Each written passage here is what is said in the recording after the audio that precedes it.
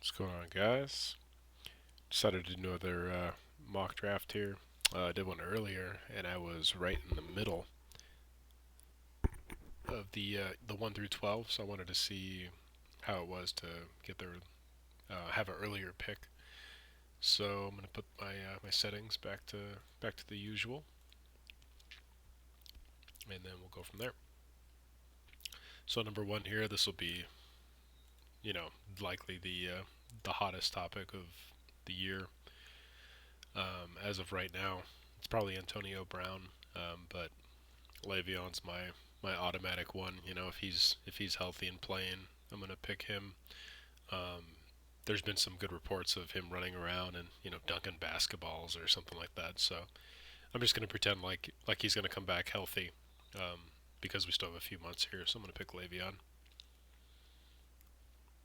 I had him last year, and he only played 5 6 games, and he still scored 100 points in my league. And if you extrapolate that out, it's not uncommon for him to get like 300 points a year. When the one year he was fully healthy. So we come back around. So a lot of wide receivers left there. So I am likely to take. So I got the running back, probably two wide receivers here. It's going to be Cooper's pretty easy there on that.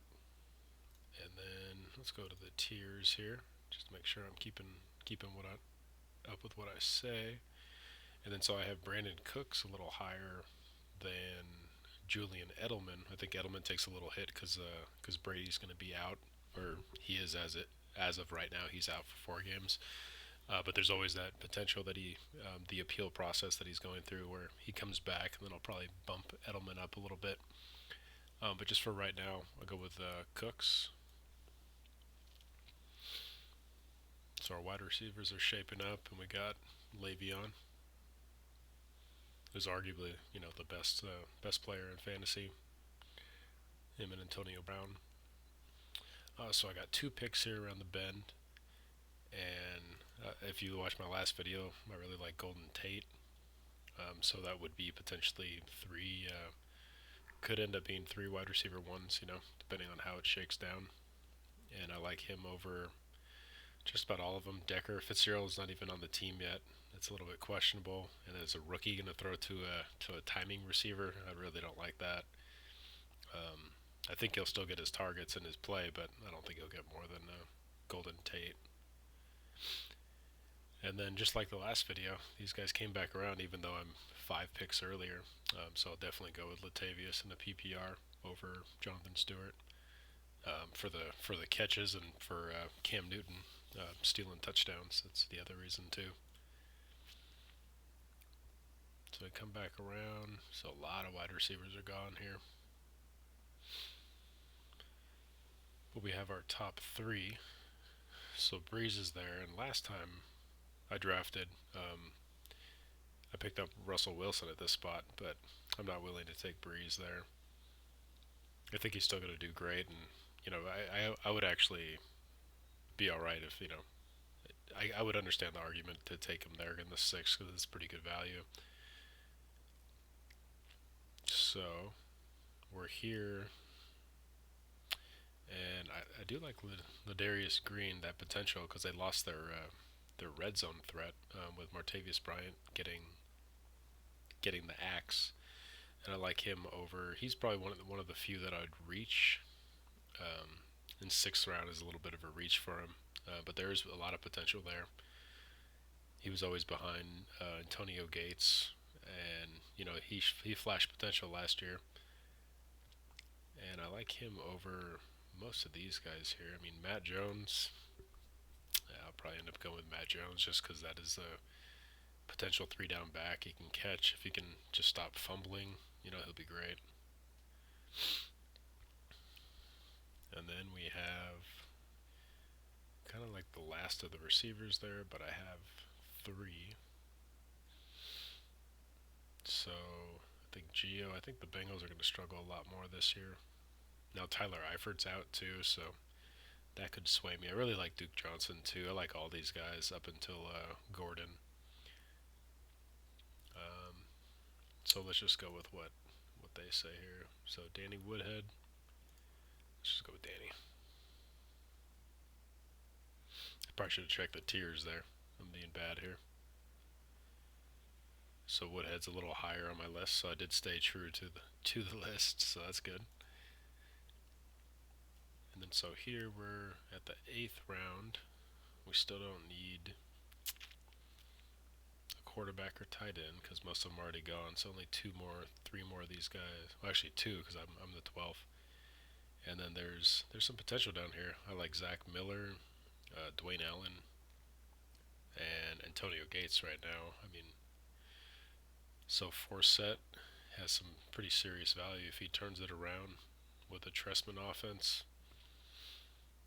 So I think that they had a really bad year just because there was no respect for their wide receiver core. So I'm willing to take a shot on him for a potential RB1 there. So Kevin White. So I got a bunch of running backs now. I'm overloaded on running backs, so I'll probably go with Gates here just for that chance.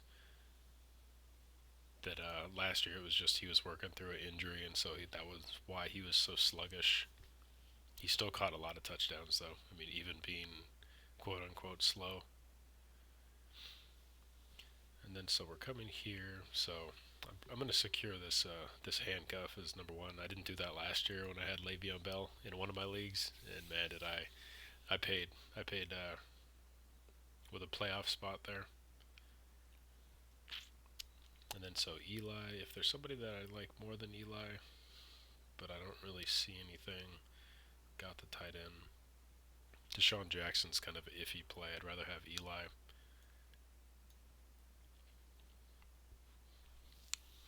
And Deshaun will be gone now.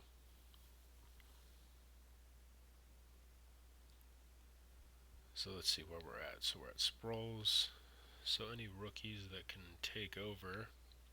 Jordan Howard potentially, but that's most likely going to be a running back committee. I wrote an article up on that, that basically saying that they're going to take the hot hand approach. And then so Sterling Shepard's there again in the 12th, so I really like him. Just like the last video, I talked about how Eli is he's one of the few quarterbacks. You know, there's probably a handful out there that can deal with those timing receivers, and that's what Sterling Shepard is. You know, OBJ as well. So here we're getting to the end here.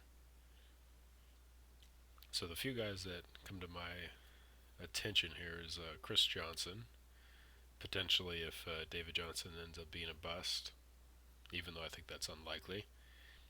Torrey Smith, that's a wide receiver one there in a Chip Kelly offense, so I'll probably end up going in that direction. Travis Benjamin's also pretty solid. Yes, I'll be happy with that. If they can turn it around, you know, getting that value in the 13th. Because he's proven in the past that he can be a 1,000-yard receiver. Alright, so we're at 14, so we just go with the kickers. And actually the same, it's weird, I have the same picks, and I pick first this one. So let's see what it says here. Alright, so we did worse this time, according to the mock drafters, or the Fantasy Pros mock draft. But I was pretty happy with it. Wide receivers took a little hit, right? Because when you take Le'Veon Bell's first, that means that you're waiting a long time, and those elite receivers are gone. But Amari Cooper has a chance to step into that elite category. Brandon Cooks has, you know, he had a poor beginning of the year, but then he ended up turning it around, and he has Drew Brees thrown at him. Golden Tate could take a huge leap, too. So I see why they marked me down a little bit. Just because I don't have some of those big name wide receivers. But I feel really solid about the running back. You know, running back is pretty locked on this team here. And wide receiver is probably a little iffy. So I'd probably be looking for, you know, the first boom on the waiver wire. But yeah, so that concludes this mock draft.